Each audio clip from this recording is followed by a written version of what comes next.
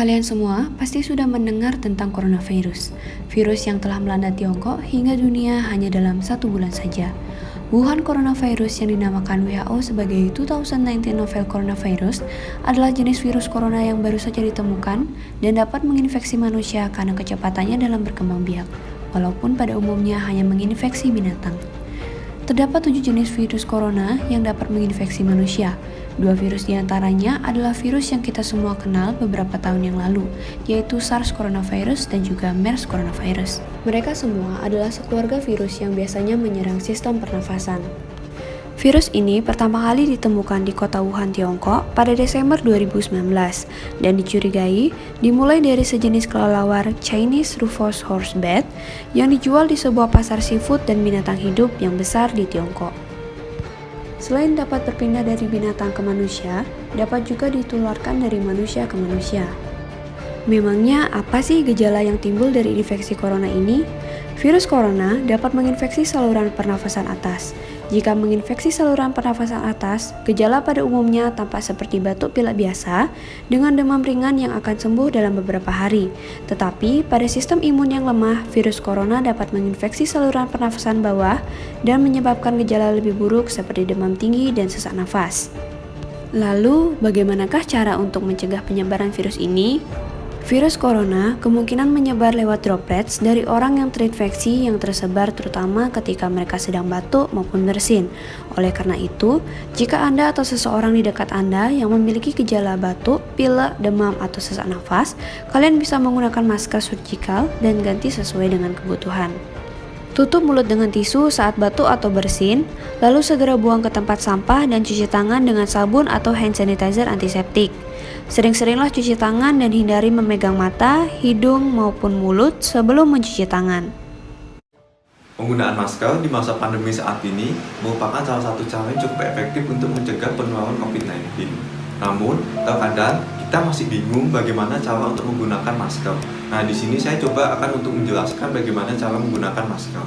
Pertama, kita mencuci tangan terlebih dahulu dengan menggunakan sabun atau memakai alkohol.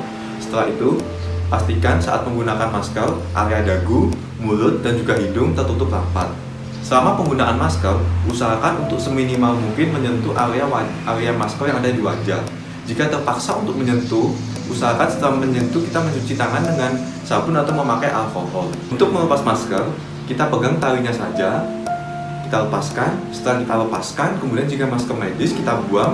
Jika masker non medis dapat kita cuci dan kita gunakan kembali. Setelah melepas dan meletakkan masker, sebaiknya kita mencuci tangan dengan menggunakan sabun atau dengan memakai alkohol.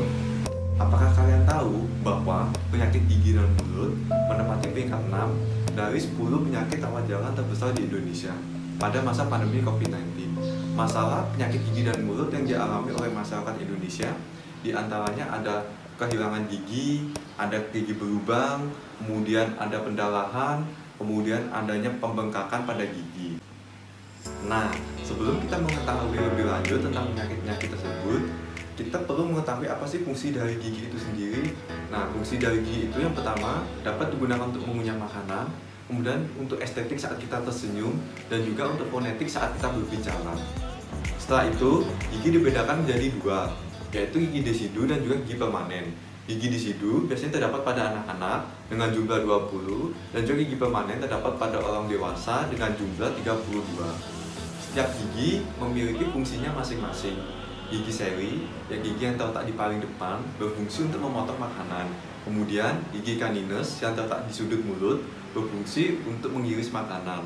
Kemudian gigi geraham yang terletak di paling belakang berfungsi untuk menghaluskan dan mengunyah makanan. Lalu selanjutnya ada gigi berlubang. Jadi gigi berlubang atau karies gigi adalah penyakit jaringan gigi yang menyebabkan timbulnya kerusakan pada jaringan permukaan gigi yang kemudian menjalar ke bagian pulpa. Kondisi ini terjadi oleh karena adanya proses demineralisasi pada gigi.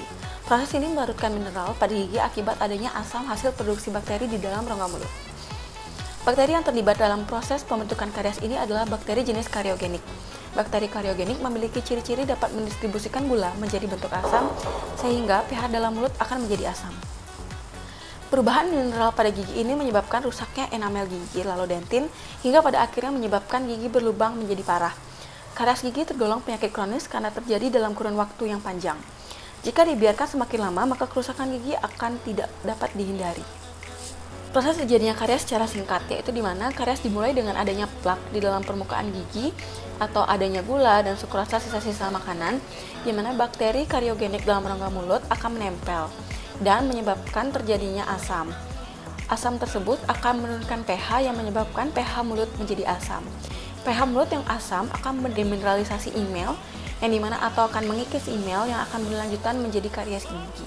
Untuk pengobatan gigi berlubang dapat dilakukan beberapa treatment. Jadi yang pertama adalah dengan penumpatan atau dengan tambalan gigi. Ada berbagai jenis tambalan gigi menurut dengan indikasi atau kebutuhan dari pasien. Salah satu bahan tumpatan yang memiliki kekuatan yang baik adalah dengan bahan komposit. Komposit memiliki berbagai pilihan warna sesuai dengan warna gigi sehingga Anda tidak perlu takut jika warna tidak sesuai dengan warna gigi. Yang kedua adalah crown. Crown juga disebut sebagai mahkota. Indikasi penggunaan crown adalah gigi yang memiliki gigi berlubang atau karies yang banyak dan dengan keadaan gigi yang masih bagus atau tidak ada kegoyangan dan gigi masih vital. Dalam proses pembuatannya, gigi tersebut perlu dipreparasi atau dikurangi menggunakan bur untuk menyesuaikan bentuk sebelum penanaman crown. Yang ketiga adalah perawatan saluran akar. Perawatan saluran akar diindikasikan untuk gigi yang masih vital maupun gigi yang non-vital dan masih ingin dipertahankan. Perawatan saluran akar dilakukan dengan pengambilan seluruh jaringan organik gigi yang dilanjutkan dengan bahan pengisian. Biasanya setelah dilakukan perawatan saluran akar, mahkota yang hilang digantikan menggunakan crown. Yang terakhir adalah cabut gigi. Pencabutan gigi merupakan last option atau pilihan terakhir jika ketiga perawatan sebelumnya tidak bisa dilakukan atau tidak berhasil dilakukan.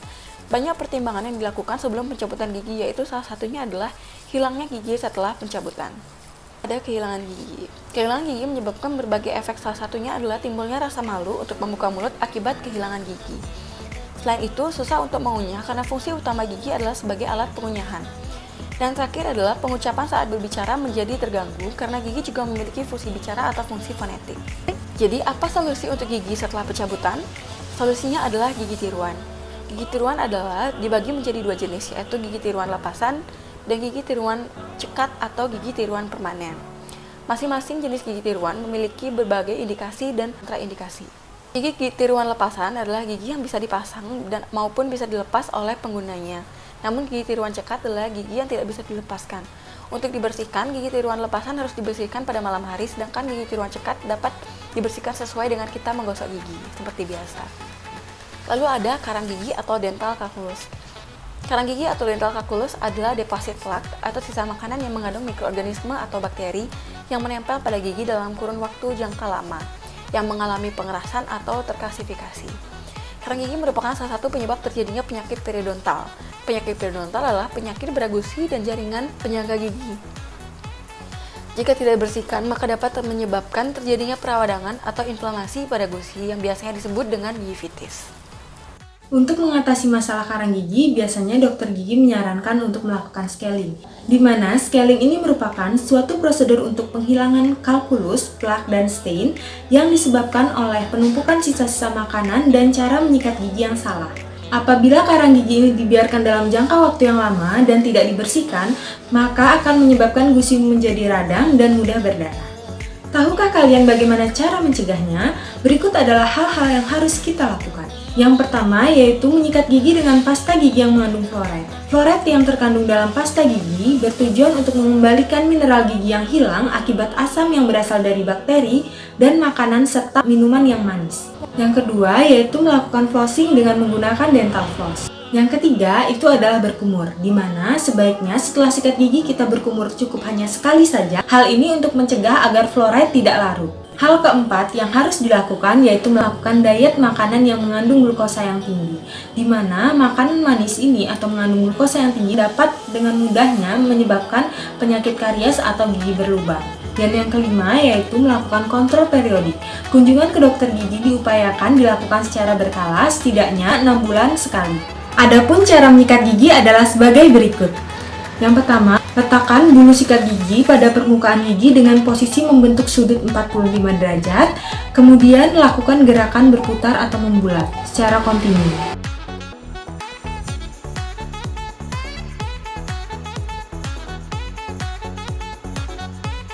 Kemudian, lakukan hal yang sama untuk gigi bagian bawah.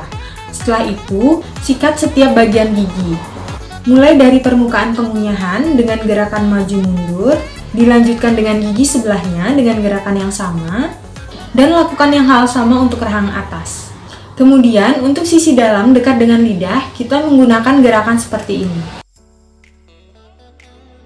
Dilanjutkan dengan gigi yang sebelahnya, lakukan hal yang sama untuk rahang atas. Untuk membersihkan permukaan dalam bagian depan, pegang sikat gigi dalam posisi vertikal. Kemudian, sikat dengan gerakan melingkar dari tepi gusi hingga atas gigi. Lakukan gerakan ini sebanyak 2-3 kali. Kemudian, lakukan hal yang sama untuk gigi bawah. Jadi, durasi waktu untuk menyikat seluruh bagian gigi itu sebaiknya dilakukan 2-3 menit. Dan setelah itu dilanjutkan dengan berkumur. Adapun hal-hal yang harus diperhatikan, yang pertama yaitu jangan menyikat gigi terlalu keras, karena hal ini dapat menyebabkan bagian permukaan luar gigi menjadi terkikis sehingga membuat gigi itu menjadi lebih sensitif. Yang kedua yaitu menyikat gigi dengan gerakan yang lurus dalam waktu yang lama dapat menyebabkan kerusakan permanen pada gusi. Setelah menyikat gigi dapat dilanjutkan dengan penggunaan dental floss. Jadi dental floss ini berbentuk seperti benang, ada yang dilapisi lilin atau ada pula yang tidak. Dental floss ini berguna untuk membersihkan sisa-sisa makanan yang berada di sela-sela gigi yang tertekan di bawah titik kontak. Cara menggunakan dental floss yang pertama adalah tekan dental floss pada titik kontak antara dua gigi, kemudian gesek-gesekkan dengan gerakan naik turun. Kemudian kotoran yang keluar dapat dihilangkan dengan cara berkumur. Adapun jenis-jenis sikat gigi, yang pertama dilihat dari gagang sikat gigi, di mana gagang sikat gigi yang baik itu berbentuk lurus agar memudahkan mengontrol gerakan penyikatan. Kemudian dilihat dari kepala sikat gigi. Kepala sikat gigi yang baik itu tidak terlalu lebar dan membulat. Hal ini bertujuan supaya tidak melukai jaringan lunak pada rongga mulut seperti pipi pada saat kita menggosok bagian belakang gigi. Kemudian jika dilihat dari bulu sikatnya, sebaiknya kita memilih bulu sikat yang lembut agar tidak melukai gusi dan mudah masuk ke sela-sela gigi. Untuk waktu penyikatan gigi dilakukan secara rutin dan teratur minimal 2 kali sehari, di mana waktu terbaiknya itu adalah pagi setelah makan dan malam sebelum tidur. Sekarang sudah tidak perlu takut lagi untuk datang ke dokter gigi, karena saat ini seluruh dokter gigi, tempat praktek maupun klinik sudah menerapkan protokol kesehatan yang diajarkan oleh pemerintah. Jadi di sini para dokter yang ingin melakukan praktek kedokteran gigi harus menggunakan face shield, masker, KN95 dan head cap, lalu handscoon, lalu ada gaun seperti ini gaunnya, lalu menggunakan shoe cover. Sebelum masuk ke ruangan praktek dokter gigi, kita diwajibkan untuk cek suhu terlebih dahulu menggunakan termometer. Dan sekarang semua dokter gigi diwajibkan untuk vaksinasi COVID-19 apabila ingin membuka praktek atau klinik. Kita harus ke dokter gigi apabila mengalami nyeri yang hebat, mengalami perdarahan, atau mengalami trauma yang mendalam pada bagian rongga mulut atau pada bagian wajah. Dan jangan lupa untuk selalu memeriksakan gigi Anda setiap 6 bulan sekali ke dokter gigi ya.